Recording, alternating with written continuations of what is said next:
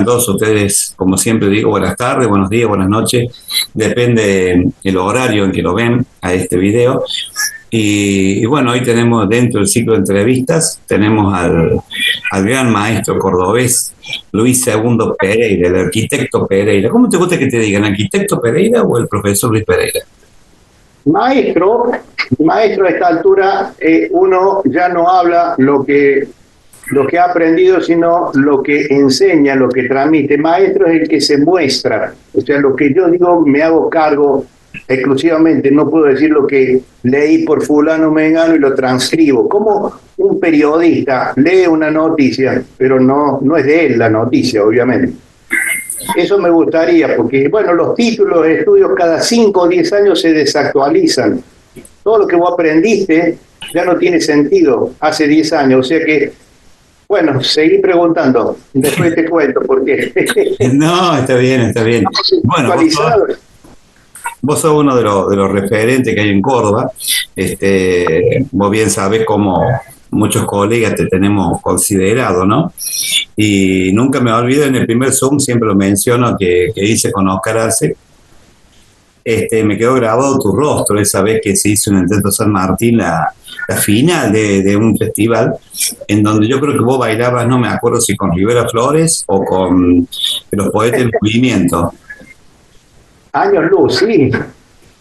Eso fue varias décadas. Eso fue en el 73, creo. Por lo menos, casi sí, 5 décadas. Bueno.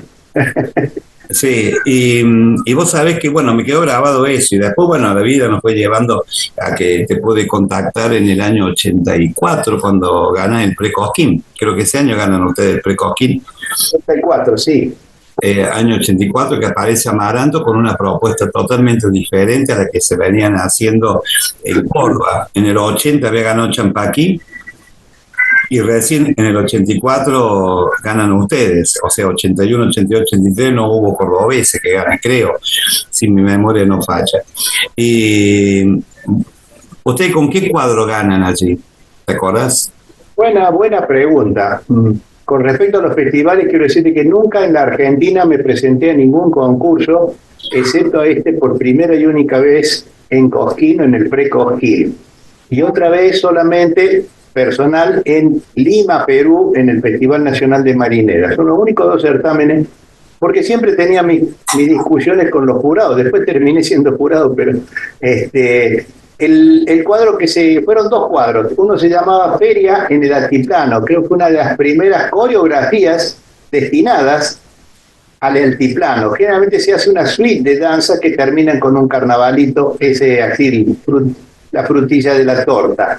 Y la otra se llamó una cosa de rural, campesina, el Ramón y las plantas, una cosa, homenaje al campo prácticamente, a la siembra, a la cosecha, con ropa campestre, digamos, urbana, rural cordobesa. Le gustó al jurado, en aquel momento había uno solo, y la categoría era una sola, que era conjunto de danza. Después me tocó la suerte de estar de jurado y fui ampliando las categorías como para equiparar con las categorías de música y canto, que llegaron hasta 12 categorías y nosotros solamente habíamos empezado con una. Cada año que fui jurado, después del 87, iba agregando una categoría más. Entonces son todas las categorías que hoy existen, excepto Malambo de conjunto o conjunto de Malambo, que es un error también conceptual.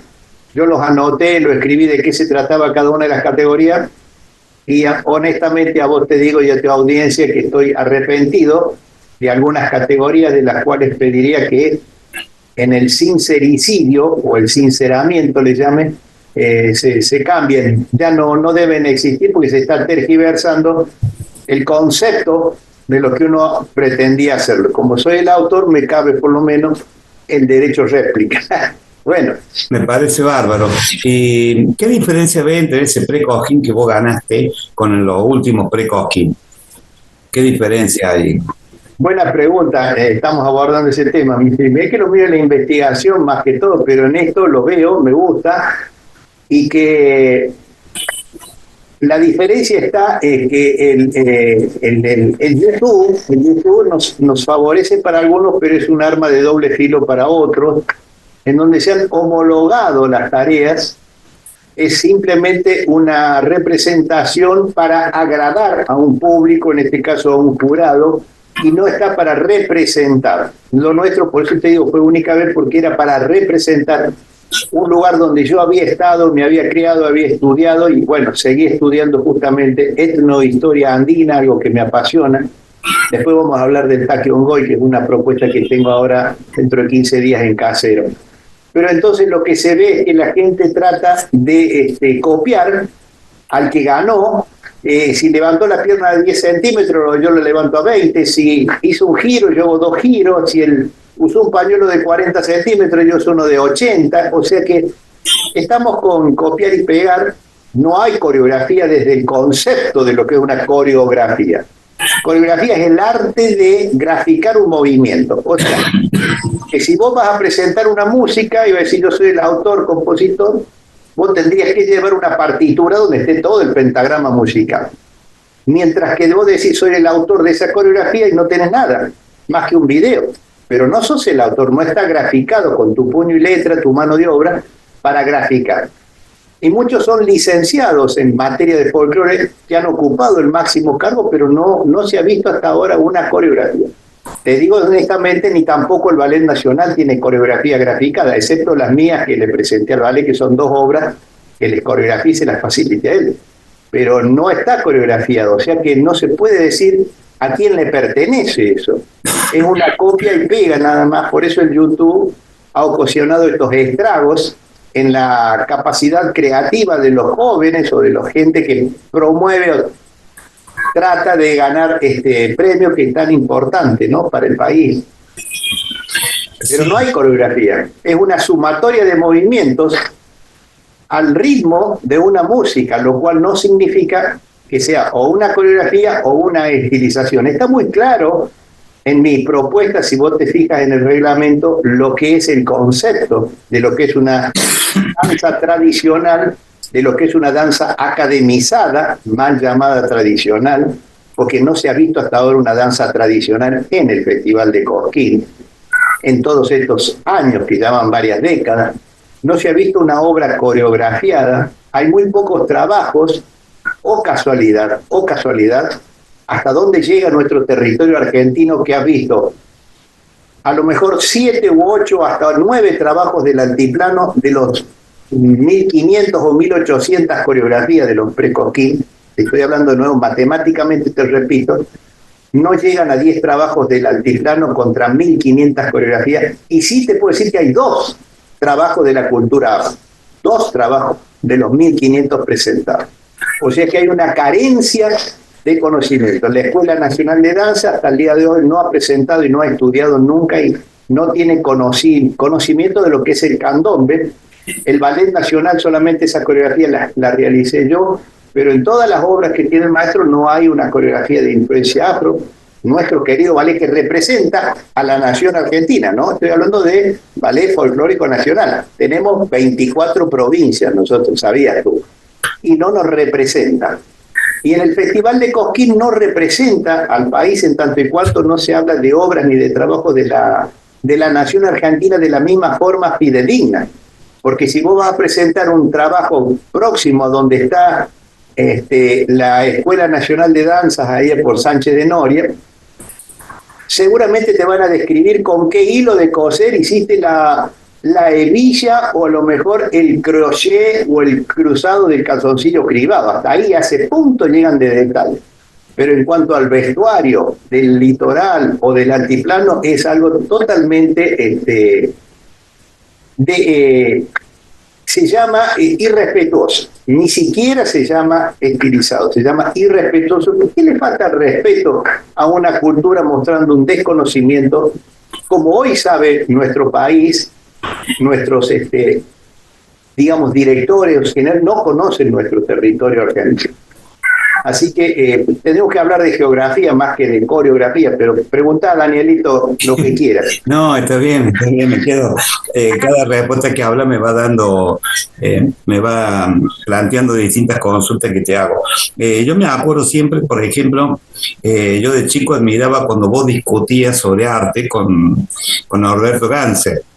que se tiraban chicanas, pero eran dos grandes que hablaban sobre un planteo cultural muy, muy importante estoy hablando de los años 80, y que lamentablemente en la actualidad no se dan esos debates. Hoy en día los debates son si se baila con pañuelo, a mi criterio, ¿no? Si se baila con pañuelo tal coreografía, si este es por Lombardi, si este es por Beltrame. Pero la profundidad de la discusión no está en el común de los profesores o de los coreógrafos, como lo quiere llamar. ¿Cuál es la razón que vos atribuís de eso? Bueno, acá hay una cuestión que recién te dije, cómo uno se debe actualizar y que solamente después de 10 años queda obsoleto. Si vos me dijeras, o yo te diría, mira, soy el campeón de escribir 120 palabras por minuto en una Underwood o una Olivetti, pero a mí qué me importa. Yo te digo, mira, soy campeón de sacar una foto en blanco y negro y decir, a mí qué me importa, porque está la computadora, porque es esto tan moderno y actualizado. Sin embargo, vos están discutiendo sobre libros que están escritos en blanco y negro en la Olivetti, están discutiendo sobre personas que nunca bailaron, que han escrito de danza y nosotros le creemos. Del mismo modo que si yo fuera hincha de River y me pusiera a hablar de la historia de Boca, o que si fuera cristiano me pusiera a hablar sobre la historia de los musulmanes, o que si fuera, no sé, si fuera alemán nazi estuviese creyendo sobre los judíos, más o menos lo mismo. Nosotros le seguimos creyendo a personas que nunca han bailado. Y la mirada de un bailarín es totalmente distinta a la de un músico. Entonces, desde ese punto partimos. Un músico te puede decir qué tal o cual instrumento desafina. Obviamente, el buen músico, ¿no es cierto? El mejor oído, como Charly García, por ejemplo, o el Paz Martínez, o cuantos otros que son buenísimos con oído. Pero un bailarín ha bailado cientos de chacareras con con algunos de estos conjuntos musicales de moda, y nunca se preguntaron si desafinaba la tercera guitarra o si la cuarta tocaba. Jamás salió y bailamos. O sea, nosotros estamos preocupados por el baile. O sea que esa mirada yo la obtuve, y si puedo contarte a vos una infidencia para que vean de qué se trata esto. Nunca la mirada de un músico se le puede parecer a la mirada de un bailarín sobre la danza. Del mismo modo que yo puedo construir un hospital, pero no soy médico. Yo soy capaz de construir, vos sabés que soy arquitecto, como dijiste, y construir, pero eso no significa que pueda ser un especialista en medicina, ni tampoco ser director de un hospital. Bien, eso es el problema nuestro. Seguimos todavía creyéndole a gente que solamente se le impuso y se le pagó para lograr una argentinidad desde Buenos Aires, o sea, que el país termine en Buenos Aires, porque es verdad, el país termina en Buenos Aires.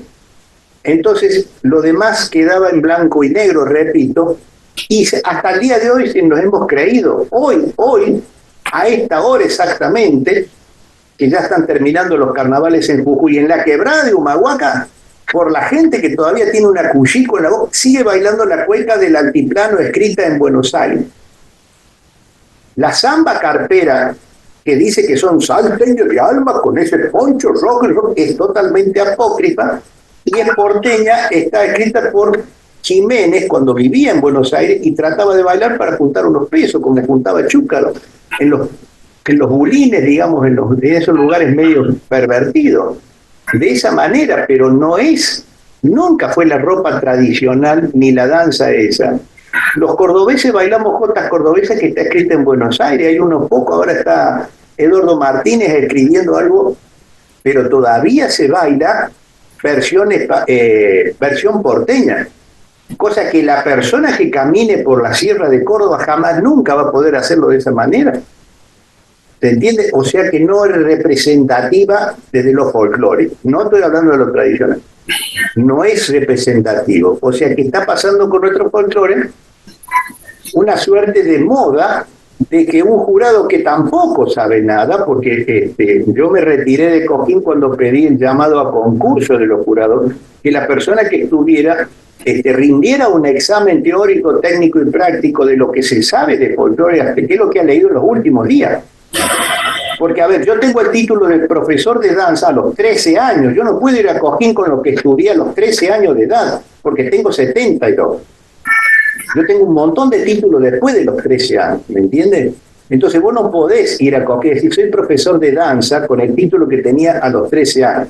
Y eso es lo que ha pasado con gente que yo conozco, y vos también, para no dar nombres, y que así han estado por la experiencia. No podés tener tanta experiencia, tenés que estudiar y tenés que tener una visión de qué se trata cuando visto. Entonces te repito, muy pocas danzas de la categoría tradicional se han tradicionalizado en el Festival de Cosquín, que muy parecido a una mentalidad de Buenos Aires, porteñocentrista. Digamos, para ser más sincero, los festivales de Laborde y de Cosquín son los que están más cerca del obelisco. Te repito, no te rías. Los festivales de Laborde y de Cosquín son los festivales que están más cerca del obelisco. Y el obelisco es lo que está más lejos de la República Argentina. No tiene camiseta ni identidad. El vestuario, la figura, la forma, la coreografía, todos bailan exactamente igual. El del norte, el del sur, el del este, del oeste, con la misma postura corporal, la misma pasística, con un vestuario apócrifo que se lleva a través de un pintor. Entonces podemos hablar de pintura, si te quiero decir, yo tengo el doctorado en arte y trabajé 6 años en pintura, y mi formación de pintor y todo es absolutamente europea. Ningún pintor que pintó Argentina lo pinta de una forma fidedigna a ningún vestuario, de los cuales la Escuela Nacional de Danza se nutre. O D'Artés, por ejemplo, que ni siquiera entró a la República Argentina, estaba varado en la isla Martín García, y no pudo entrar por el bloqueo que hizo la vuelta de obligado. Así que él pintó desde la isla Martín García la ropa que se dice que son tradicionales de la República Argentina. Hay ropa que no tienen ni idea. Pueyrredón, por ejemplo, no tienen ni idea de la ropa. Vos sabés que los ponchos que usaba Rosa eran ponchos de Manchester, son ingleses, como esa bombilla que está tomando mate por ahí. La bombilla es inglesa, no es argentina. O sea, el tema de que recién te dije es un sincericidio. Y con eso construir. Pero basta de mentirse. Hablar de Argentina, hablar de patria, estamos hablando solamente de Buenos Aires. Por ejemplo, es probable que muy pocos alumnos, bailarines o coreógrafos sepan por dónde pasa el centro de la República Argentina. Porque la mayoría de nosotros vemos que pasa por la provincia de Córdoba.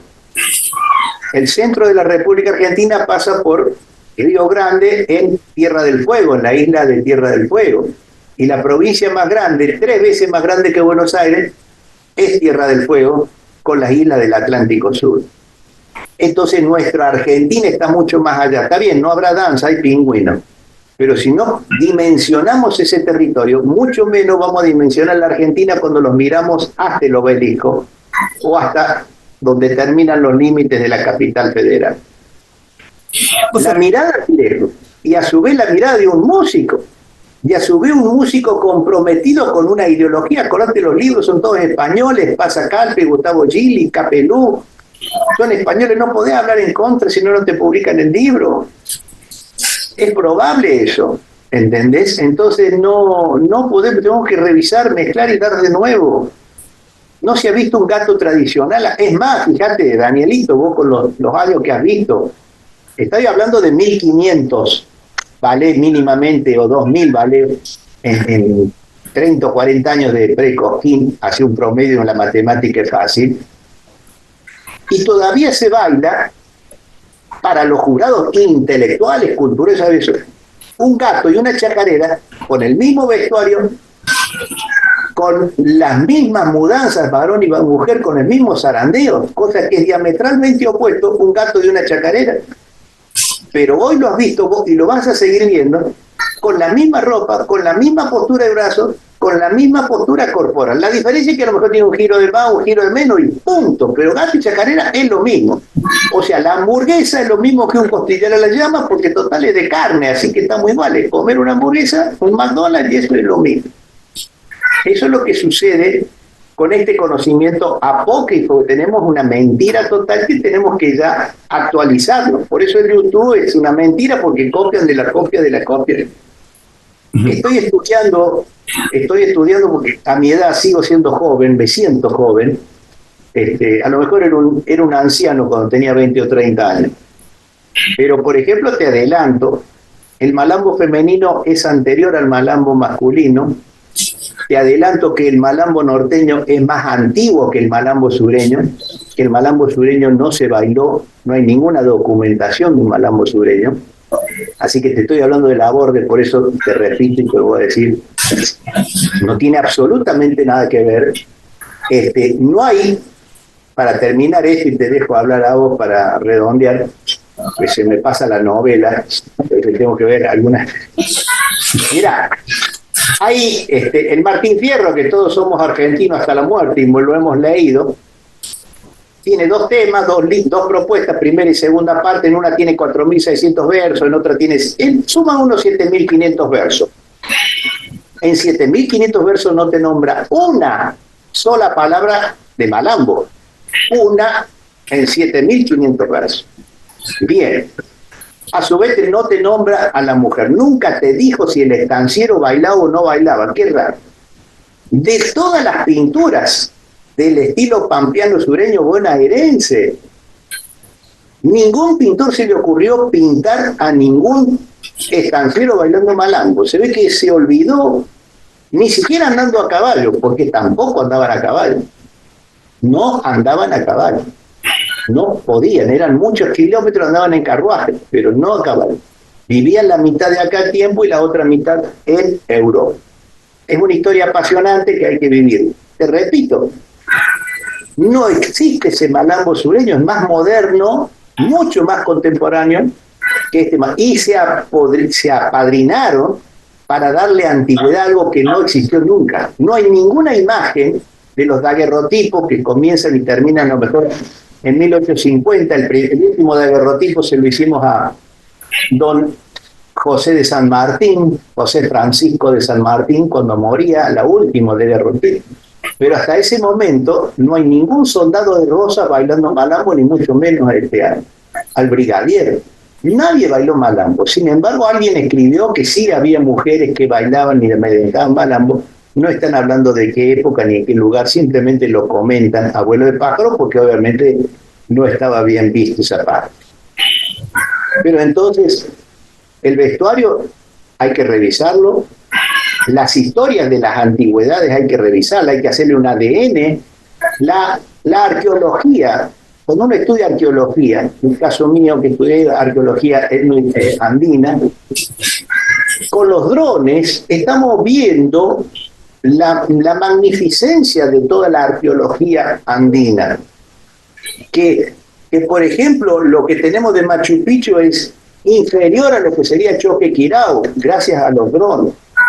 Gracias a los drones sabemos que por ejemplo, en la meseta de Nazca, donde están los dibujos, donde la doctora María Reche, la famosa astrónoma, descubrió hasta 156 dibujos de la pintura, de más de 100 a 150 metros, algunos dibujos en el desierto de Nazca, que hasta ahora no se sabe qué. Con los drones se han llegado a más de 350 dibujos. Y con más de 300 metros de longitud de cada uno de los dibujos. O sea que los drones han cambiado la historia de la arqueología.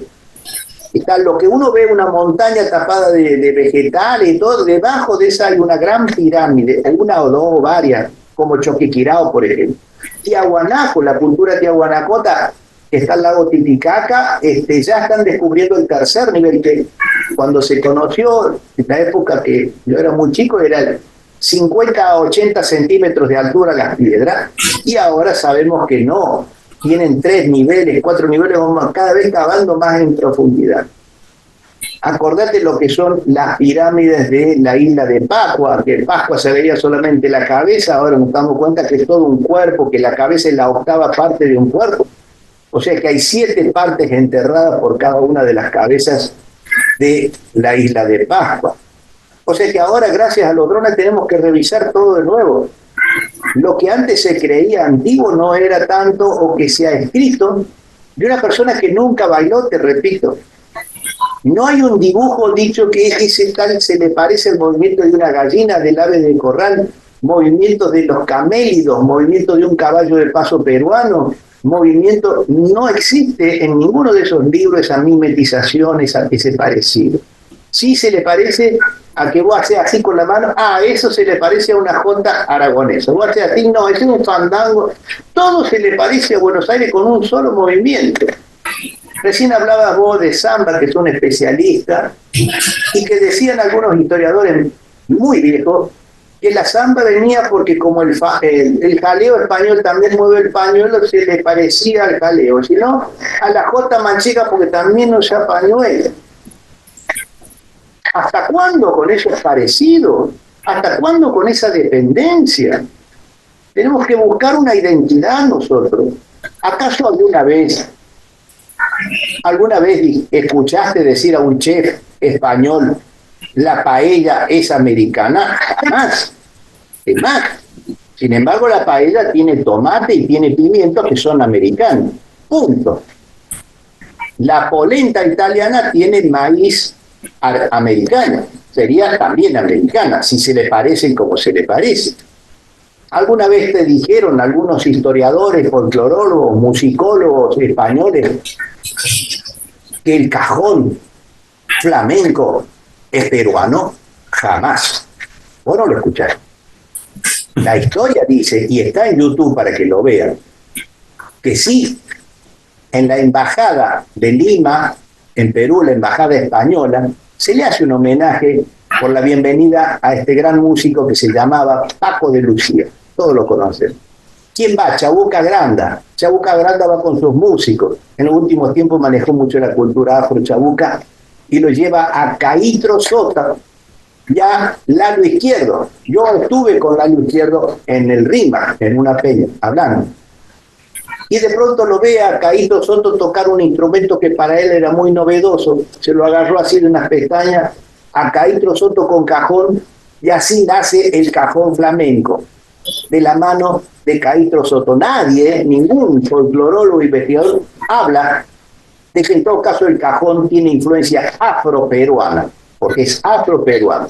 La única diferencia del cajón flamenco es que le ponen florcita o alguna tripa atrás como para hacer de redoblante, pero el cajón se lo llevó Caíto Soto de la mano de Paco de Lucía. Entonces, eso es mucho más contemporáneo y está grabado. ¿Por qué vamos a seguir todavía prendidos a la teta de que todo se les parece? Yo tuve que estudiar antropología, hice la maestría completa, en donde tenía que aceptar, según ellos, de que el bordado y las agujas venían de España. Tuve que ir a la señora de Cao en Trujillo para encontrar en el ajuar funerario agujas pre-inca. O sea que aquí ya conocíamos las agujas y el bordado como en la cultura paraca. O sea que, vuelvo a repetir, volver a los drones, es apasionante. Se nos da vuelta todo, hay que volver a estudiar de nuevo. Por eso te digo, todos los libros, tengo acá más de 1500 libros, no me sirven. Ya han pasado 10 años, ya no me sirven, están obsoletos. Y acá seguimos bailando en blanco y negro y todavía discutiendo si lo dijo Vega, si lo dijo Berruti, si lo dijo... por favor, ya está. Se está actualizando el Evangelio, se está actualizando el camino del sepulcro, del Calvario. Estamos por Semana Santa, debemos saber ahora cuánto recorrió Jesús, cuánto pesaba la cruz. Son 2 kilómetros 400 metros. La cruz es una cruz de olivo. Todo eso, ¿cuántas veces? Todo eso tenemos que ya no podemos mentir, por más que seamos no cristianos, católicos. Ya está. Y por otro lado, ¿cuántos folclorólogos hablaron de que el folclore también está en las iglesias? Así como debe estar en los zoológicos, está en las iglesias. ¿A cuántos maestros, profesores se los llevó a una iglesia para aprender coreografía de danza folclórica? Pregúntame si podés o si me podés ayudar con alguno que te haya llevado invitado. Ya ha pasado mucho tiempo, pero no has visto eso. Está ahí la danza, la coreografía, la música. ¡Qué belleza! Es tanto para capacitarse. Es cierto que un jurado no va a estar para capacitarse tanto, pero tiene que buscar información y asesoramiento. No puede seguir así. Ya hay estudios de posgrado al respecto. No puedes terminar una secundaria y decir yo ya soy maestro y voy a tener una escuela y todo. Hay una capacitación para todo. Vos, segundo, que recién hablabas de que sos un ferviente defensor de la cultura andina y la cultura afro, que vos decías que se bailan cuecas de Buenos Aires, allá en el altiplano, ¿no? ¿Cómo ves algo que ya se está tradicionalizando y que es el carnaval de los tequis? ¿Cómo lo ves? Bueno, están alejados de Jujuy también ellos, no conocieron Jujuy, honesto, lo digo así sinceramente. Y bueno, a ver, yo te puedo decir que el chofer de la Balut, ¿sabés que la Balut es el que viaja a Jujuy, ¿no es cierto? Es la empresa. Balut, de la empresa verde. Bueno, el chofer de la Balut viaja todos los días a Jujuy. Eso no quiere decir que haya estudiado más folclore que la persona que se dedica al folclore, que sepa más de eso. Vos podés vivir en Córdoba perfectamente, eso no quiere decir que seas gran cordobés, que conozcas todo Córdoba, porque a lo mejor capaz que no conozcas las catacumbas de la Compañía de Jesús, nunca visitaron, a lo mejor el más viejo historiador, yo estuve con el padre Grenón y el único que me permitió ingresar a las catacumbas que están ahí en la Compañía de Jesús, pero a ver, no es de conocer por conocer, o como el porteño que llega a Carlos Paz, se pasé por Córdoba, conozco la sierra. Me ha pasado por 1 o 2 lugares nada más. Creo que no es tan así la cosa, me parece.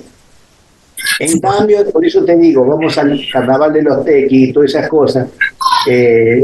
Antes de eso te tengo que agregar que lo que es el éxodo jujeño también es otra mentira, como la fuego en la Animana, que lo inventa Leopoldo Lugones y Ricardo Buiraldes, al éxodo jujeño, donde no hubo ninguna quemazón, no hubo nada, y una gran parte vino mandado por Belgrano, pero la otra parte se quedó, los patrones esperándolo a su patrón, que era el español, ¿no es cierto? Él venía a esperarlo y a él se quedaron y ahí le ofrecieron el amor, como le pasó a Güemes en Salta. Bien. Así que ese éxodo auspiciado por Belgrano sí tuvo su eficiencia, pero no fue tanto fuego, no hubo quemada, no hubo nada. Fue una caminata, un trayecto que se hizo con toda la gente, con un gran espíritu. Y entonces, en el gobierno del año 1950 en la República Argentina, se dio cuenta que había más influencia europea, había 5 europeos por cada uno de Buenos Aires, 5 contra 1, y la mayoría eran todos varones, pocas mujeres, y ninguno venía con cultura. Después acá se hicieron de la cultura, por eso hasta son premio Nobel de cultura algunos inmigrantes, ¿no es cierto? Lo sabés, pero no vinieron ya a demostrar lo suyo, muy poco. Entonces empezaron a invadir ese campo y llegó un momento que el folclore tuvo que renacer y se reinscribió en ese año en la Escuela Nacional de Danza, en la parte que nos toca. Y bueno, les escribieron de la mejor forma posible ellos, convenientemente, del mismo modo que si nosotros tenemos en la mesa del día domingo, no vamos a hablar de un pariente que tenemos en Bower, en la cárcel, ¿viste? Vamos a hablar del pariente que está de médico, diputado en algún lado, como algo nuestro. Siempre nos toca eso.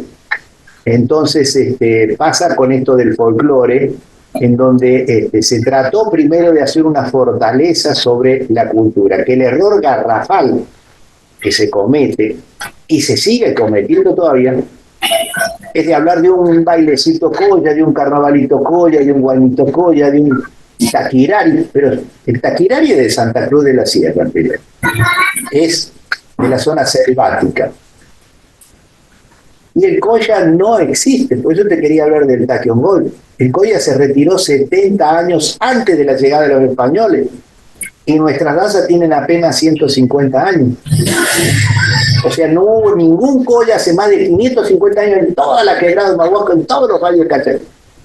Lo que sí puede haber algunos de la cultura aymara, donde, por ejemplo, el presidente boliviano Evo Morales se educó en Jujuy, su primaria la hizo en Jujuy y aprendió castellano en Jujuy y aprendió a dormir en catre en Jujuy, porque antes dormía en el piso, en lo que serían, ¿no es cierto?, los aindius. Entonces, te vuelvo a decir que la identidad, eso no está escrito porque hay gente que no le gusta, pero no hay ningún carnavalito ni música colla y menos un baile, ninguna danza de pañuelos, porque el hombre el Inca nunca usó pañuelos, nunca usó bolsillo en el pantalón, está mal visto el estar de la mano con otra mujer. O sea, si quieres ponerte novio no se te ocurre nunca, porque jamás vas a conseguir, nadie te va a dar la mano, porque es dos manos ociosas, porque el pensamiento incaico, recordá, es Amasúa, Amaquella, Amayúa, no ser aragán, no ser ladrón, no tener envidia. ¿Cómo vas a estar de la mano? Imposible. Para estar de novio tienes que estar hilando, tejiendo, trabajando como ella, así y así, conversando. Así los he visto. Pero yo no los veo por YouTube. Yo estoy en ese lugar. ¿Me entiendes? Es distinto. Entonces la imagen que vos ves desde un lugar, desde la televisión, es una imagen comprada.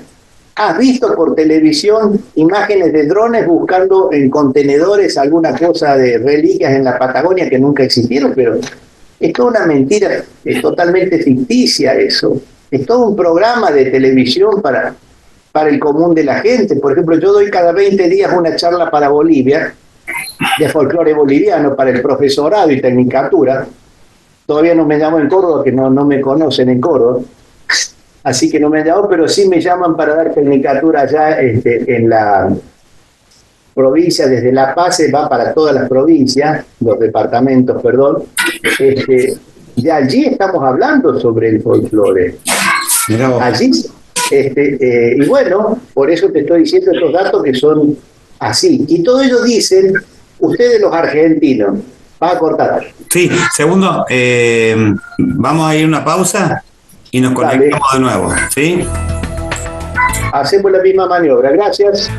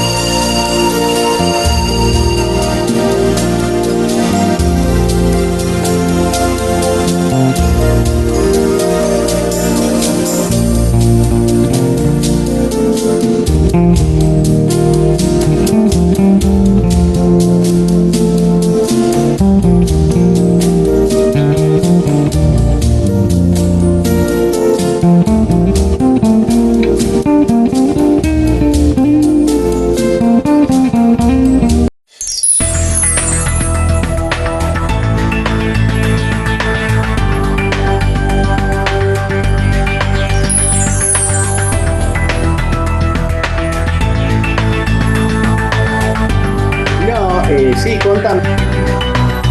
¿Qué pregunta querés hacer? Ahora te toca a vos. No, está bien, es un placer. Yo creo que toda la gente que te está viendo es un placer escucharte, ¿no? Son tantas cosas, tantas vivencias que... Eso no se ha dicho, no está en los libros, no está en YouTube tampoco. Ese es el tema. Esto no lo pueden copiar, pero hay que buscar. Entonces, si uno dice una cosa, si yo te digo que no tenés una paternidad, y bueno, te va a hacer un ADN. Si vos tenés alguna duda urgente, para eso están todos los métodos ahora. No podés seguir creyendo lo que te han dicho. Ya no está bien eso, y te lo transmitiendo. Así comía, así bailaba, que la ropa roja de Corrientes por el Gauchito Gil y punto, y nada más, y qué sé yo. ¿Hasta cuándo? Creo que hay que ver. Ya basta. Me habla de Jujuy. Y Jujuy es algo importantísimo. Estaba una maestra que venía de Palpalá a dar clases en Jujuy y estaba enseñando cuecas de Buenos Aires. Y era en Palpalá, ella oriunda de Palpalá, y como era jujeña, con tonada jujeña, la gente le creía que estaba bailando folclore jujeño. Hasta que me puse a bailar y bueno, una sola vez bailamos, le hice cómo eran los pasos originarios de una cueca que era la imitación o la mimetización del cocear de la mula enojada. Es el patear de la mula, pero nunca va a los saltos porque a 1000, 2000 o 3000 metros te agarra un infarto si te llega a saltar así. No hay ningún atleta puede saltar así. En tal fin, cual, tal cual, segundo. no quisiera hablar mal de mis amigos los tequis, pero ellos el productor ese es de Buenos Aires, así que ellos reciben órdenes porque es una cuestión netamente económica. Entonces no es justamente lo más fidedigno que tenemos en Jujuy. Es más, no simpatizan mucho. Lo mismo pasa con otros conjuntos musicales en la provincia de Salta, ¿no es cierto? No, para nada. Bueno, tú dirás. Está bárbaro. Bueno, hace poquito tenemos un grupo en común para que la gente sepa. Nos estamos con los amigos uruguayos. Y vos debes tener grupos también con los bolivianos, con peruanos. Y hace muy poquito te han dado un reconocimiento del mérito artístico aquí en Córdoba. Que te lo estaba por preguntar a eso. Y bueno. Me enteré obviamente, ¿no? El 7 de febrero. Felicitaciones. Fue el 7 de febrero. Sí, es un premio único. Puede presentarse uno con sus antecedentes pasados los 65 años. Yo tengo 65 años de trayectoria con la danza. Sí, estoy grande. Y que bueno, a concursar con todas las disciplinas de la danza de la provincia de Córdoba, o sea, clásico, moderno, tango, contemporáneo, jazz, árabe, etcétera. Y creo que una de las pocas veces le tocó a la danza folclórica. Más allá del reconocimiento, que vos ya conocés las actividades que uno ha hecho, que creo que ya son todas, porque no puedo hacer otra cosa más, y que la otra parte es la formación o los trabajos de investigación, las obras coreografiadas, que son 55 obras diseñadas para más de 250 bailarines, que era el caso de la delegación de Córdoba, pero son 55, están escritas acá en las carpetas, para que todo el mundo las pueda ver, y los 44 trabajos de investigación sobre la ciencia del folclore y el lenguaje artístico. Lamentablemente Córdoba hace más de 10 o 12 años que no me ha llamado, la capital, ¿no? Pero sí me llaman de otros lugares de la provincia y del país para dar charlas y congresos. Yo tengo algún congreso en Corrientes, en Caseros, Entre Ríos, el que le sigue es en Corrientes el mes siguiente, y en Santo Tomé y Corrientes un poco más arriba también, pero para junio. O sea, felizmente, bueno, a Bolivia voy muy seguido, pero no, en Córdoba capital todavía no sé si reconocen algo de esto, pero calculo que nunca me fui de acá. Creo que soy bien cordobés, nacido en el Casco Chico, y mi familia tiene más de 250 años en Córdoba. 250 años, no soy hijo de ningún inmigrante, por ahora tengo ese antecedente documentado, testimoniado, ¿no? Está documentado. Bueno, ¿por qué crees que a nosotros nos pasa, por ejemplo, la generación nuestra, que es anterior a la tuya, un poco anterior, yo tengo 60 años, ¿por qué crees de que te van sacando del ambiente? Vos decís, yo vivo en Córdoba, y a nosotros nos pasa lo mismo. A nosotros nos pasa, la generación mía, nos pasa lo mismo. Vivimos en Córdoba, tenemos trabajo en Córdoba, pero hay gente que directamente como que te va sacando, te va desplazando. No sé si a vos te pasa lo mismo, yo ya lo estoy sintiendo. Yo ya lo estoy sintiendo. Bueno, sí, yo los trabajos que presento, los presento en la ciudad de Córdoba capital, trabajos inéditos, por ejemplo, ahora voy a presentar esto que te mencioné, y está considerado, porque una manera muy sutil, primero de que a lo mejor tal o cual grupo no conoce quién es Martín Güemes y quién es Daniel Romero, probablemente. Los otros días, un grupo donde van mis alumnos, adultos mayores, y les preguntaron, dice, no, lo he visto muy poco a Segundo Pereira, no lo conozco. Resulta que es alumno de Viviana Pedernera, así que imagínate vos si no me conociera, si Viviana, los años que tenemos juntos trabajando. Es como decir, no la conozco a Silvia Cervini, tenemos más de 55 años de no bajarnos del escenario todavía. O sea, hay una mentira como porque tal vez no han podido o no han querido hacerlo de una manera rápida. Algunos orgullosamente me pasaron un video diciendo que estaban bailando en la apertura del Precojín cuando el coreógrafo tenía 56 años. Vos acordate, tenía 36 o 37 años, que ya había ganado el Precojín, ya había sido ballet oficial, ya tenía 4 títulos, ya había tenido, o sea, nosotros, Daniel, empezamos de muy chico y trabajamos mucho. Sí, yo creo que fue una pasión. Fue una pasión que ellos no la tienen, a ver cuánto gana, cuánto tiene, cuánto especula en la comercialización, pero no está el aprendizaje y la capacitación. Por eso no, a un congreso no sea, a ver, yo quisiera que me recuerde vos que estás en estos programas, en la ciudad de Córdoba capital, ¿cuánto hace que no se hace un congreso de folclore? Excepto los que hice en UPC el año pasado, nada más. Pero después decime si hay otros congresos de alguna institución cordobesa dedicada al folclore que haga un congreso. Y nosotros hicimos congreso, nosotros hicimos 4 años de congreso y después lo dejamos de hacer porque ya carecía de interés en las generaciones nuevas. Carecía de interés, y vos viste que hemos traído gente. Vos has estado en el último congreso en Jesús María junto al maestro Tapia, y bueno, y cada vez, claro. ¿te acordás? Y cada vez fue perdiendo por lo que no está pasando. Por eso te digo yo que algo raro está pasando, que esos congresos se han ido cayendo con el tiempo, y no se ha valorado la gente que ha estado haciendo las ponencias. De pronto todos escuchan, están contentos, sacan fotos, toman apuntes, y después siguen haciendo lo mismo que venían haciendo antes. No digo todos, pero una gran mayoría sigue haciendo eso. Acá somos muy pocos los que sabemos tu trayectoria con Chúcaro, por ejemplo. Somos muy pocos, ¿entendés? Entonces yo creo que eso Bueno, te cuento que... Sí, decime.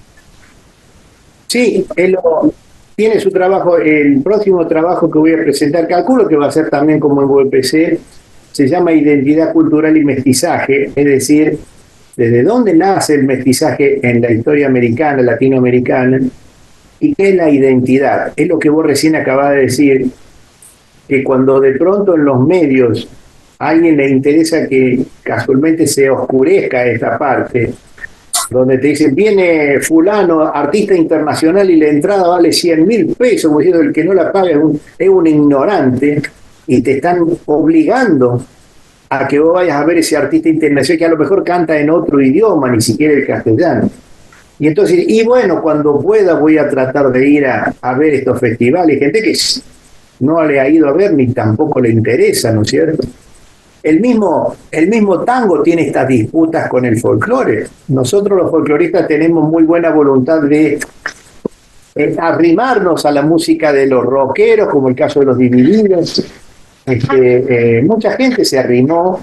En el caso de el tango, nadie llamó a los folcloristas en ningún jurado del Campeonato Mundial de Tango en Buenos Aires. A nadie lo llamó, a ningún folclorista, llámese de los más nombrados, Mercedes Sosa, Horacio Guaraní, cualquiera, a la falda al Festival del Tango nunca llamaron. Nosotros le hemos llamado a Mariano More, hemos llamado a muchos artistas de tango para que se sumen al Festival de Cosquín. O sea, eso está pasando también, ese divisionismo dentro de la música, digamos, castellano, de habla castellana.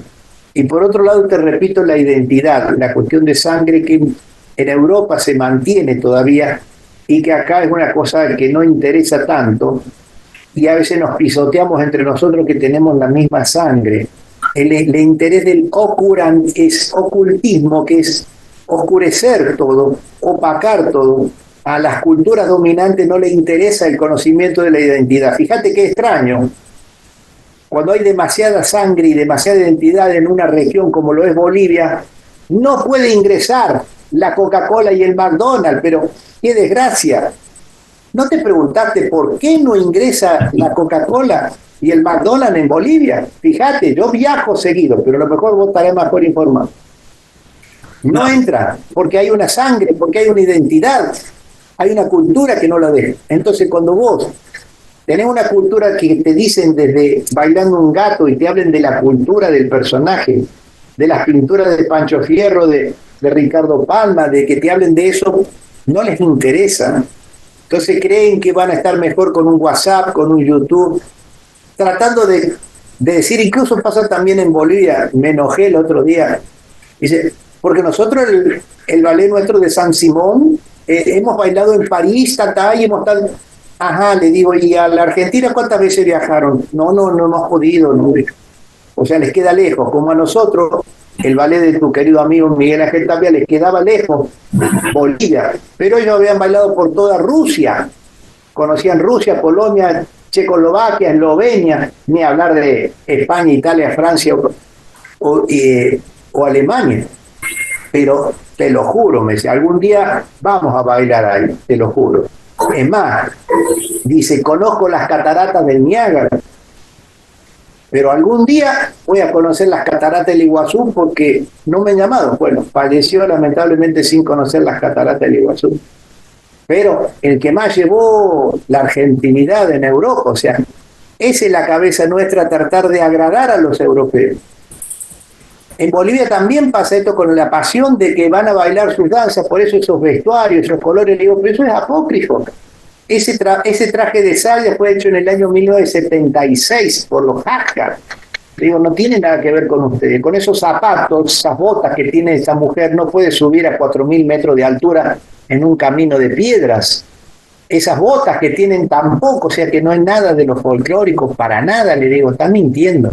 Y le creen hacer que es la danza más representativa, más saya, le digo, eso no es lo representativo. Y así van a Europa, sobre todo a Francia, para agradar. Acordate la dominación que hemos tenido nosotros, que te doy un último dato para no pasar tanto ficha. El tango argentino de la mano de Carlos Gardel en el año 1925 en París fue aprobado por el Papa Juan XI. Papa Pío XI es el Papa que autoriza el tango. Gracias al Papa Pío XI, los argentinos bailamos tango. ¿Está claro? Sí. Esa es la historia que no la conocí. Bueno, basta. No quiero aburrir a tu platea, así que en otro momento... No, yo creo que están todos ahí pendientes, están todos pendientes. No. Pero eso no está en YouTube tampoco. Es un placer, ya va a ver la cantidad de visualizaciones que va a tener, como todo lo que tiene con los entrevistados, ¿no? Bueno, vamos a ver después un video que después lo va a ver el domingo, después que se estrene, y vos fuiste uno de los primeros que llevó el cuarteto al escenario de Cosquín, año 1987, con el cuarteto. 1987. ¿Y qué opinión tenés vos sobre, recién hablaba del tango con el folclore, ¿no? Hubo un decreto de Carlos Perete, que era el vicepresidente de ILIA, que él no quería el folclore solo, no quería el tango. Y es más, ese año en Cosquín se habla de que se debía despegar el tango del folclore. Año 1965 creo que fue. ¿Y qué opinión tenés después de tantos años? Vos lo bailaste en el 87, yo estuve en esa conformación, bailando cuarteto con tu grupo. ¿Qué opinión tenés ahora del cuarteto? Bien, estamos hablando del cuarteto en Cosquín. Lo bailamos en el 87. ¿Y cuál es su opinión después de tantos años? ¿Vos lo considerás como una expresión folclórica popular de todo esto que manejan los medios? Los medios siempre manejan lo que es lo económico conveniente. A los medios les interesa lo económico, no la cultura. Si no, habría más espectáculo de cultura que de show y espectáculo. Pero bueno, es un tema aparte. Nosotros en el año 87 le hicimos el homenaje a los 40 años del Cuarteto Leo. El Cuarteto Leo nació y se desarrolló en la zona rural de la provincia de Córdoba, donde la música que ellos tocaban no es lo que hoy conocemos como cuarteto. Tengo un trabajo de investigación sobre el significado de cada uno de los pasos y de los movimientos del baile del cuarteto. Que vamos a hacer bueno, termino esto y te hago la comparación en por qué. La letra era de valses y pasodobles y tarantelas. Nosotros bailamos un vals y un pasodoble pedido por ellos, que eran las primeras músicas que tocaba, que después salió a saludar doña Leonor Manzano con Eduardo Gelfo. Y Eduardito, el que estaba, Eduardito tenía mi edad también, fallecido también. Eso fue el homenaje y lo hicimos con gala, con la ropa de campo. No le hicimos con ninguna ropa folclórica ni nada por el estilo. Entonces, esa música sí se le parece a la música folclórica, porque vals y pasodoble es folclore, y el vals es originario de las montañas de la zona de Alemania y Austria. Ahí originario en el año 1767 a 1770. En el año 1810 ya había aplastado así literalmente el vals a todas las danzas de aquella época, que eran danzas separadas y danzas como el minué, el agabote, etcétera, etcétera. En el casamiento de Napoleón Bonaparte se corona el emperador Napoleón con Josephine. Ahí se baila vals, y por eso los invitados, que es Simón Bolívar, Francisco Miranda y Alejandro von Humboldt, tienen que bailar vals, que ese vals después se traslada a Venezuela como joropo venezolano. Allí baja por todo ese lado, así que bailar un vals en Argentina es bailar un vals nuestro americano, porque los pasos de baile ya están americanizados. No son aquellos bailes hacia arriba que se hacía el bolser, que era levantarla a la mujer, saltarla, hacerla girar. Nosotros lo hacemos a tierra, mimetizando los pasos del caballo de paso peruano. Y el vals criollo. Muchos de nuestros valses criollos, muchos de los valses que cantaban estos conjuntos musicales que nosotros creemos criollos, son peruanos. Bueno, entonces bailaba ese cuarteto vals y pasodoble. Y la zona de pasodoble era la influencia española y la influencia italiana, en la zona de lo que es la Pampa Gringa.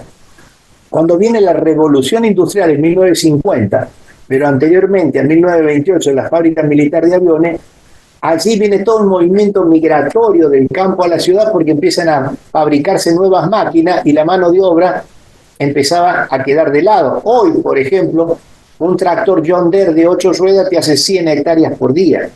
Y acá para hacer 100 hectáreas necesitan 1000 peones. ¿Entiendes? Entonces esa peonada tuvo que emigrar a la ciudad. Y cambió el ritmo, cambió la música, y los movimientos de un cuarteto ya no pueden ser folclóricos, porque son de la metal mecánica, la metalurgia que le decimos nosotros. Yo he trabajado en la fábrica militar de aviones. Yo soy obrero y estudiante, porque la universidad pública gratuita por lo menos tenía que pagar algunos apuntes y algunos viajes, así que pude estudiar gracias a que esta universidad era gratuita. Y estudié todo lo que pude en mi vida, me dediqué a eso, al estudio, y trabajar, como te dije, en la fábrica de industria mecánica del Estado, trabajé, conocí la fábrica militar de aviones, conocí la fábrica Fiat, la fábrica Renault, para saber y de allí ver estos movimientos que después se le parecen al cuarteto, pero hay que estar en la fábrica y mirarlo. No podés escribir como los historiadores folclorólogos que escriben de danza folclórica sin ver. Tenés que ver ese movimiento y tenés que preguntarte, así como te preguntaré qué paso romántico tiene el tango, y voy a decir ninguno porque no tiene ninguno. ¿Y qué paso romántico tiene el cuarteto? No tiene ninguno porque no está dado para el romance. No hay ningún movimiento romántico. Lo que sí hay movimientos copiados de centroamericanos, de algunas lugares que ya se bailan con cosas más modernosas. Pero el paso original del cuarteto de la zona periurbana a partir de 1900 50 a 1970, antes de lo que sería un 29 de marzo de 1966, que sería el Cordobazo. Allí se producían todavía movimientos de lo que sería el cuarteto urbano, metal mecánico, pero lejos de ser folclore. Aquel desapareció en el año 50 más o menos. Ya, perdón, 70, cuando se vino el movimiento migratorio. Allí ya no hubo movimientos de cuarteto, ya desapareció lo que era la música de la ley. Ya no. ¿Lo mismo pasaría con la cumbia? La cumbia que nosotros hacemos no es la cumbia folclórica que nació en la zona de, llamémosle, la costa pacífica colombiana. Acordate que tiene dos cumbias. La costa pacífica, en la zona de Cartagena de India, los pasos imitan la arena, el mar. Los movimientos pendulares son porque el hombre, el pescador, está en alta mar y se mueve pendularmente. Por eso nuestra samba le llamamos arresto, que en realidad tenemos que llamarle péndulo, porque es un péndulo en homenaje a los marineros del buque Huáscar en la Guerra del Pacífico. Por eso se le llama de marinera, pasa después de la chilenada, pasa a ser marinera, en homenaje a los marineros, al mar. La cumbia tiene que ver con el mar, con el oleaje, y los pasos van pegados a tierra, levantando el metatarso, porque está en la arena. Cuando vos bailas en la arena, si no te clavás, tenés que levantar y volcar. Por eso los pasos van ahí acomodados. ¿Y por qué con la vela? Porque ya llegaban los pescadores a la tarde-noche y se alumbraban con lo que podían y bailaban hasta que esas velas no ardieran más, se apagaban y ahí quedaban tendidos pero con la alegría de que habían regresado, por un lado vivos y por un lado con un poco de pesca. Si alguno de los, suponte eran 12 barcazas y volvían 10 barcazas, ya baile no había, obviamente. Entonces esa cumbia es en homenaje a esos pescadores. ¿Y la que hay en Santa Fe? ¿Y la cumbia de Santa Fe? Que ellos ya la consideran folclórica. Hay una rama muy grande de profesores que ya la consideran folclórica. Y bueno, si lo económico lo pesa, habrá que darla. A mí me dijeron también que debía ser, cuando yo era miembro del Congreso de Cosquín, que dijera a todo el mundo que era que los Incas había estado en Cosquín. Por eso la canción de Cosquín se llama el Vals, Mi Noche a Cosquín, de Omar Lasalle. Dice: aquel que una noche contempló su cielo y vio tras los cerros su luna asomar, volverá seguro mi Cosquín querido, porque noches tuyas no se olvidan más. Cusco chico, donde el Inca milenario, y nunca estuvo ningún Inca para ahí, nunca estuvo ni siquiera el Camín Cosquín, no estuvo nadie, estuvo una mentira, una novela. Entonces, esa cumbia villera no tiene nada que ver con una cumbia folclórica.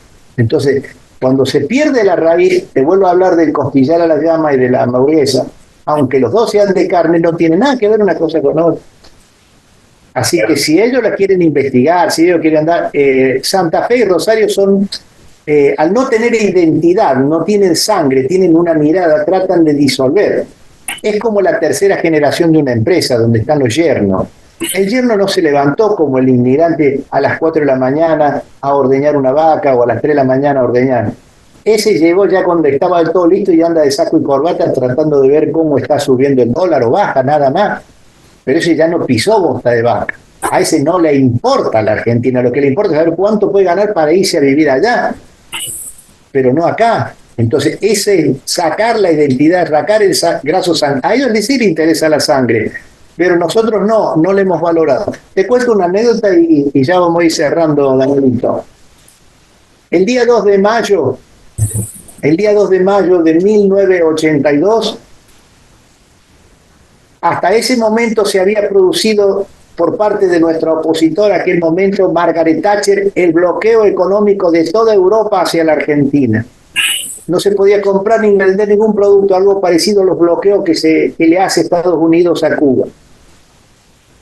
Hasta el 2 de mayo, cuando ella ordena el hundimiento del crucero Belgrano y 323 compatriotas lo acompañan al crucero hasta el fondo del abismo. Allí automáticamente salta España y salta Italia. Nosotros nos retiramos del bloqueo porque allí hay sangre española y sangre italiana. A ellos les importó. Dentro de los 323 argentinos había sangre española y sangre italiana. Se retiraron del bloqueo. Eso fue el 2 de mayo de 1982. Hay sangre, por eso te digo. Cuando uno pierde la sangre, la raíz, pierde la identidad. Y eso es lo que nos está pasando. Nosotros no tenemos, al no conocer, y te repito, y no es una ofensa, es simbólicamente verdad, donde Laborde y Cosquín son las ciudades más cercanas al obelisco. Nombrame un profesor con identidad argentina, americano, son todos de Buenos Aires, estudiaron en Buenos Aires, que tengan tonada santiagueña, jujeña, pero si se han educado. Tuvimos un ministro de Economía muy bueno que era cordobés de San Francisco, pero se educó en Estados Unidos y su formación era otra, obviamente. Y así ¿Te das cuenta? Y así no fue, pero no importa. Lo que te quiero decir, o sí importa, pero no viene al caso, te quiero decir que si no tenés identidad, por eso para mí, el estudiar toda la cultura europea, toda la formación, toda la pintura, todo el lenguaje artístico, toda la danza. Yo estudié en la escuela de la Bauhaus, que es una escuela alemana de dibujo y pintura, para poder hablar sobre las pinturas argentinas. Para poder hablar de la pintura cusqueña tuve que hablar de todo el lenguaje de la pintura europea para poder hablar de la pintura cusqueña. ¿Me entiendes? O sea, tenés que capacitarse, pero ponerte la camiseta. Yo estudié a 35 metros de un templo jesuita que es la Compañía de Jesús. En 7 años ningún profesor me indicó que vaya a estudiar la compañía. Pero si yo no aprendía dónde estaba París, dónde estaba la Torre Eiffel, el Georges Pompidou, Notre Dame, la Sagrada Familia, yo no aprobaba la materia. Así que me recibí con 10 en tesis, pero totalmente europeo. Hasta que después, el posgrado, tuve que estudiar, hacer patrimonio cultural, hablar de mi ciudad y de mi provincia en la cátedra de patrimonio cultural para mirar, con toda esa formación europea, mirar hacia el interior del país. Entonces, si no lo mirás, vos crees que estás tomando mate y poniéndote una bombacha, crees que sos argentino, son mentiras. Eso es falso. Te hacen creer, pero no es así, no hay una identidad. Tal cual. ¿Y qué es lo que es el proyecto Taquiongoy que lo vas a presentar en breve? El Taquiongoy es el primer movimiento emancipatorio revolucionario que surge en Perú. Se llama la revolución del cuerpo o la enfermedad de la música. Eso se produce en Huamanga entre los años 1500. El conquistador llega en 1532, Pizarro. En Huamanga, en Ayacucho, te recuerdo que Ayacucho es donde se desarrolla el último combate americano, el más importante, donde pierden los realistas de la mano de Marco del Pont, y que vence el jovenzuelo Antonio José de Sucre con solo 28 años, lo nombran general, porque ya Simón Bolívar estaba muy, muy enfermo y a varios kilómetros de ese combate dirigía la batalla. Entonces, después de ese combate, justamente es en Ayacucho. Ahí se producía también la revolución del cuerpo en Huamanga, a causa de la explotación en las minas de mercurio que producía un gas que al inhalarlo te transformaba, te tocaba algunas células nerviosas y te quedaba como una suerte de epilepsia. Para que tengas una idea, viste que como nace la tarantela. La tarantela nace de la picadura de la tarántula, pero en realidad es la taranta. Tarantela es medio diminutivo. La tarántula es la que te pica y te produce toda una cuestión nerviosa que para que el veneno no te llegue al corazón, el hombre la hace, si le picó a la mujer, la hace rodar por el piso como si fuese un barril, la hace rodar y la obliga a que se sacuda para que al sacudirse no le llegue tan rápido el veneno al corazón y le produzca un ataque. Entonces, algo parecido con esta enfermedad de los gases tóxicos del mercurio en Huancavelica, es la que se produjo la revolución del cuerpo, que hoy todavía la recuerdan los bailarines de tijera, que son como acróbatas, locos. Si vos ves en Google, sí está en YouTube, los bailarines de tijera son apasionantes, como se mueven, parecen, no sé, que estuvieran invertebrados. Bueno, y ahí es donde nace algunas danzas que hoy las conocemos como en el callejón de Huaylas, en Ancash, está la danza del Wailars, que es el movimiento todo mimetizando esos comportamientos. Está el movimiento del baile de las tijeras, Y te recuerdo otro detalle más, por esto del bailecito Colla. En el centro Cusco, en Cusco, hablando con los profesores de allá, ellos no tienen ninguna danza incaica. O sea, en este proceso de obliteración cultural de la mano de Cristóbal de Albornoz, el visitador, cortó cabeza, hizo todo lo posible para que no existiera ni una sola danza, ni música, ni canto, ni habla. Tenían que escuchar los domingos misa en latín, no se les permitía hablar en quechua. Se produjo todo un despelote total, o sea, se cambió toda la sociedad. Murieron millones de personas, las mujeres se prostituyeron, las otras pocas debían ser madres a los 14 años, porque la vida en esas minas era de 38 años, ya tenía que ser abuelo a los 38, se perdió la adolescencia, la pubertad, por eso no hay por eso hay que estudiar, no hay ningún vestido rosa, porque el rosa simboliza la adolescencia. Te preguntaste también, bueno, ahí está la respuesta. Ahora lo podés hacer con una anilina artificial, alguna de esos colores, pero no son. Y bueno, esa es la respuesta del vestuario. El vestuario fue impuesto todo por Cáceres y Extremadura para que usaran esa ropa, porque ¿sabes qué? ¿Cuál es el castigo nuestro? El castigo nuestro, no sé si ya vamos por el tema, es que la calidad de lana más importante que tiene Europa es la lana merino. Y alguna lana que venía del Tíbet, que es la lana de un animal que es el cachemir, por eso viene cachemira, y por eso viene el cachemir inglés, que ahora el cachemir inglés se hace con lana de alpaca. Cachemir inglés se hace con lana de alpaca. ¿Por qué? Tanto la lana de llama de vicuño de alpaca son muy superiores a las lanas europeas. Entonces, cuando vino el marqués de Taquile, a la isla de Taquile, en el lago Titicaca, se dio cuenta que los mejores tejedores amerindios tenían justamente alpaca. Y que a partir de ahora es como que vos tenés una empleada doméstica en una 4x4 y vos andás en un Fiat 600. Imposible, imperdonable. Vamos. Entonces se le prohibió bajo pena de muerte que usaran. O sea, todos los trajes que vos decís que son del altiplano autóctonos tradicionales son todos de España, de Cáceres y de Extremadura. Más los bordados, que los bordados se actualizaron porque el mestizaje fue tratando de, al tener aunque sea una gota de sangre española, quería ser más español que criollo. Y son los que provocaron cosas desagradables que no son lo autóctono ni tradicional. Por eso no me podés hablar de un bailecito Colla cuando Cristóbal de Albornoz en el año 1540 cortó la cabeza a todos los Collas. Por favor. No. Por eso el problema es la historia. Claro, perdón, yo comprendo a la mayoría de la gente porque no ha viajado ni ha estudiado. Y el único libro, porque todos los libros que vos tenés son escritos por blancos, por europeos, o sea, Toledo, Barrenechea, por ejemplo, el Estete, todos esos historiadores son europeos españoles. O si no, el padre Valverde. Sobre la conquista, cómo llegó en Cajamarca a encontrarse con Atahualpa. El único que escribe es Felipe Guamán Poma de Ayala en el año 1608. Y se descubre ese libro de 1608 en 1918 en un sótano de la biblioteca de Estocolmo en Copenhague. En un sótano de la biblioteca a los 300 años. O sea que toda la historia escrita por un indio, por eso te hablaba de River y de Boca, escrita por un indio de todo lo que es la historia y todo lo que vos has leído, hemos leído, yo también estudié historia, no tiene nada que ver con esta otra historia.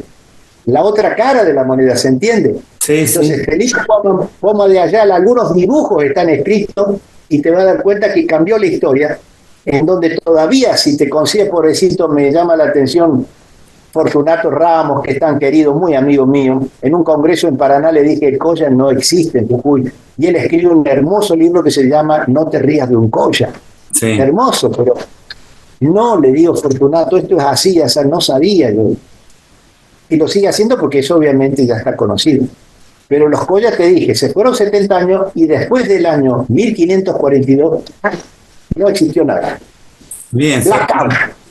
Qué lindo. Y bueno, ya tenemos que cerrar. Te voy a hacer un ping-pong de preguntas, como lo hacemos con todo. Te nombro un personaje y una definición no más de 10 segundos. ¿Sí? Así breve. Silvia Servini. Es una gran bailarina, muy completa bailarina latinoamericana. Es una de las bailarinas más completas que ha bailado muchísimo, compañera mía de toda la vida.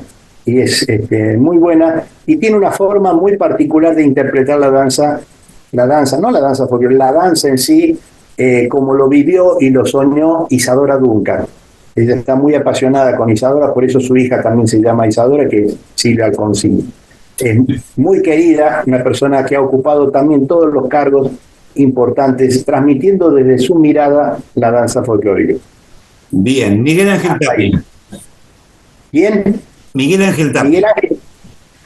Miguel, claro, él es mecánico tornero, y ha vendido muy buenos libros y le gustó mucho bailar folclore. Él es malambista, ganó el primer certamen de malambo en la Borde. Bailarín ya no te puedo asegurar, ni tampoco, no es obligación de ser un folclorista, ni folclorólogo, ni coreógrafo tampoco, no estamos para todo.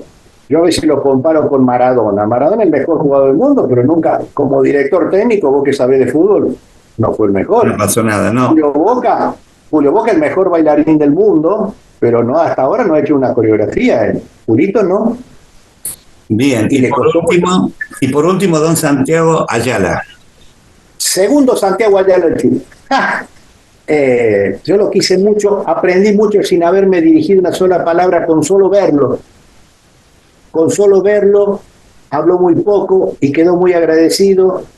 Lo tuve que tener casi en brazos cuando se accidentó de la columna, lo levantaba con chupete, porque él no quería usar silla de rueda. En aquel tiempo hacía gimnasia, más o menos era fisicudo.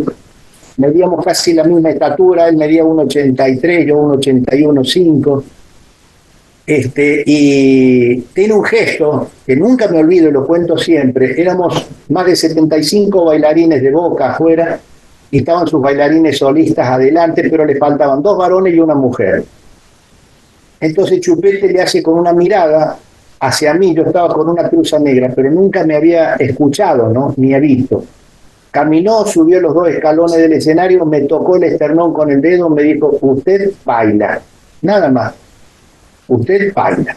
Qué bárbaro. Entonces a partir de ahí, Chupete me lleva a formar parte, junto con Mario Fonseca, de los 2 varones que necesitaba, y la mujer que necesitaba era Silvia Servini, que estando embarazada llegó a ser también tan buena como todas las mejores bailarinas que tenía el Chúcaro en ese momento, ¿te imaginas? Bien, muchas gracias.